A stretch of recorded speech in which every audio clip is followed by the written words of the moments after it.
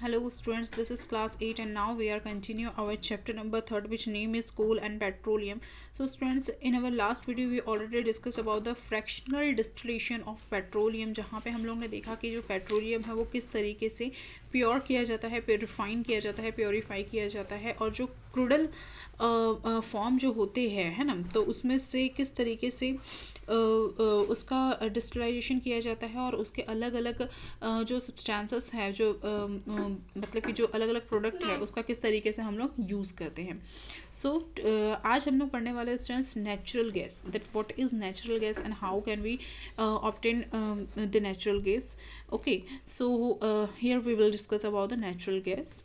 So while flipping the pages of the magazine Petroleum Express, तो ये जो Chiara है वो क्या कर रही है, जब मैगजीन पढ़ रही थी पेट्रोलियम एक्सप्रेस की, तो अब इसने देखा कि कुछ इमेज यहाँ पे फॉलो कर रही है ना. तो ये जो सीएनजी पंप यहाँ पे दिख रहा हुआ है, फिर यहाँ पे ईवी चार्जिंग दिख रहा है. तो ये जो सीएनजी पंप है ये क्या है भाई, कि किस टाइप की गैस है और ये मतलब ये गाड़ी में क्यों फिल हो रही है, क्या इससे जो गाड़ी है वो रन करती है. सो ऑफ कोर्स स्टूडेंट्स, मैं आप लोगों को ये बता दूं कि ये जो सीएनजी गैस है इसका सबसे फर्स्ट मतलब जो दिल्ली में इसका वास्ट यूज़ हुआ था, है ना. बहुत ज़्यादा इसका यूज़ हुआ था, जिससे कि हमारे कहीं ना कहीं पेट्रोलियम को सेव किया जा सकता है, और दूसरी चीज़ जो पॉल्यूशन है उससे काफ़ी ज़्यादा बर्बाद होने से या ख़राब होने से, पॉल्यूट होने से रोका जा सकता है. तो अब वो बहुत ज़्यादा शॉक होगी इस टाइप का, मतलब कि इमेज देख के चियारा जो है वो बहुत ज़्यादा शॉक हो गई कि CNG, what is the CNG pump and how it is work on the car. Okay, तो इस टाइप से उसके मन में काफ़ी सारे क्वेश्चंस उठ रहे थे. तो आपके भी मन में ये क्वेश्चन उठ रहे होंगे कि भाई सीएनजी पंप क्या होता है ना. तो क्या अगर आप में से किसी को पता है तो आप इसका आंसर बताइएगा कमेंट करके. एंड सेकंड क्वेश्चन है, how can they contribute in the keeping the environment clean. तो किस तरीके से मतलब ये कंट्रीब्यूट करता है हमारे एनवायरनमेंट को क्लीन रखने में. So students, first of all मैं आप लोगों को ये बता दूं कि जो नेचुरल गैस होती है ये बहुत मतलब इसमें बहुत ज़्यादा लोअर हाइड्रोकार्बन्स होते हैं, है ना. लोअर हाइड्रोकार्बन्स होते हैं which is also the gas. And इसमें जो मेथेन होता है ना, मीथेन जो गैस होती है ये कंसिस्ट होती है. मीथेन गैस वो होती है जो बहुत ब्लू फ्लेम के साथ क्या होती है, जलती है. सो इस तरीके से इसको हम लोग सीएनजी गैस को कंट्रीब्यूट करते हैं. एंड ये कहाँ से ऑकर होती है, ये धरती के अंदर से, लैंड के अंदर से, अर्थ के अंदर से हम इसको ऑकर करते हैं, वहाँ से गेन करते हैं. हम लोग ने पढ़े थे जब वो हम लोग ने कर्डल के बारे में पढ़ा था, है ना, क्रूड ऑयल के बारे में पढ़ा था. तो मैंने आपको ये बताया था कि वहाँ पे ऊपर में क्या होती है, गैस भी बनी हुई होती है. अगर आपको याद ना हो तो you have to turn your page and look at here. यहाँ पे वाटर दिख रहा है, यहाँ पे ऑयल दिख रहा है और यहाँ पे गैस दिख रहा है. तो जिस तरीके से हम लोग जो लैंड है उसमें ड्रिल करते हैं, है ना, मशीन के थ्रू जब हम लोग उसमें ड्रिल करते हैं तो क्या होता है, सबसे पहले हम लोग ये जो पावरफुल जो गैस है इसको रिलीज़ कर लेते हैं.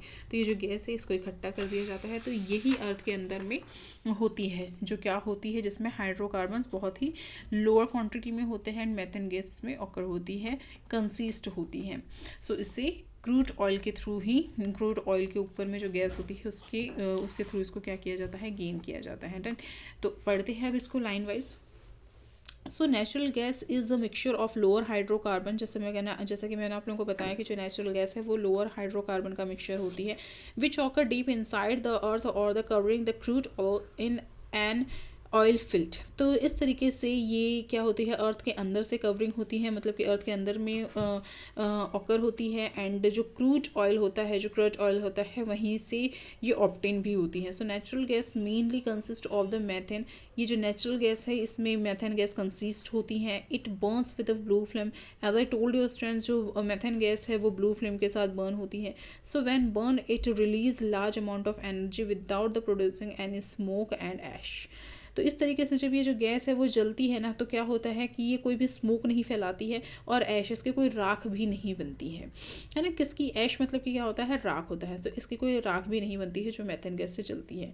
सो hence nowadays it is used in the many sectors. तो इस तरीके से ये जो इस टाइप की जो गैसेस है इसका बहुत ज़्यादा वाइडली यूज्ड हो रहा है, बहुत ज़्यादा वास्ट यूज़ हो रहा है बहुत सारे सेक्टर्स में. so it can be directly transported to industries through a network of the underground pipeline. तो स्टूडेंट्स इसको मतलब किस तरीके से एक प्लेस से दूसरे प्लेस में भेजा जाता है, तो इसका जो नेटवर्क है वो अंडरग्राउंड पाइपलाइन के थ्रू होता है ना। ज़मीन के अंदर से जो पाइपलाइंस निकाले जाते हैं एक प्लेस से दूसरे प्लेस में, और वहाँ तक के इसे क्या कर दिया जाता है, सप्लाई कर दिया जाता है। So this eliminated that the need of the additional storage and the transport. तो इसका एडिशनल स्टोरेज किया जाता है और ट्रांसपोर्ट भी किया जाता है। Some of the uses of the natural gas are follows. तो इस तरीके से कुछ नेचुरल गैसेस है जो फॉलोज होती है या फिर जिसका यूज़ किया जाता है, जैसे कि it is used for the generation of generation of electricity। तो इलेक्ट्रिसिटी को जनरेट करने के लिए भी इसका यूज़ होता है। Compressed natural gas CNG is used as a fuel in the automobiles as it is more environment friendly than the petrol और डीजल। देखिए स्टूडेंट, जब आप लोग पेट्रोल या डीजल का यूज़ करते हैं तो जो हमारी गाड़ी है उसमें से कहीं ना कहीं स्मोक निकलता है, रिलीज़ होता है, और जो गैस उसमें से निकलती है उसमें कार्बन डाइऑक्साइड बहुत ज़्यादा मात्रा में इंक्लूड होता है ना। तो इस तरीके से जो CNG गैस से जब फिलअप आप व्हीकल्स चलाते हैं तो ये क्या होता है, ये इको फ्रेंडली होता है ना, इन्वायरमेंट फ्रेंडली होता है, that's called the eco friendly. तो क्यों, क्योंकि इसमें लो हाइड्रोकार्बन्स होते हैं है ना, हाइड्रोकार्बन जो होती है उसकी मात्रा बहुत ज़्यादा कम होती है, तो ये जो हमारे इन्वायरमेंट है इसको बहुत ज़्यादा नुकसान नहीं पहुँचाते या फिर नुकसान पहुँचाते ही नहीं है इस तरीके से।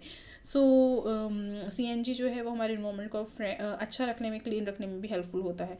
It is used for the making of the carbon black. ये कार्बन ब्लैक बनाने में भी यूज़ होता है। It is used in the production of the ammonia and the hydrogen gas. इसका use it is used in, तो इसका use जो अमोनिया एंड हाइड्रोजन गैस के प्रोडक्शन में भी होता है। It is the source of the hydrogen in the fertiliser industry. जो फर्टिलाइज़र इंडस्ट्रीज होता है, सो एज अ हाइड्रोजन भी ये क्या करती है, वहाँ पे वर्क करती है। नेक्स्ट यूज़ इसका लिखा हुआ है यहाँ पे, it is used in the manufacturing sector like steel, glass, plastic and many others. क्यों, क्योंकि यहाँ पे क्या होता है, जब हम लोग इस टाइप की गैसेस को जलाते हैं तो ये एक तो धुआं नहीं करती है, स्मोकलेस होती है, एंड सेकेंड थिंग इसका कोई ऐश नहीं बनता है ना, राख नहीं बनती है। तो इस तरीके से ये प्लास्टिक्स, ग्लास एंड मैन्युफैक्चरिंग के वर्क में भी क्या होती है, यूज़ होती है।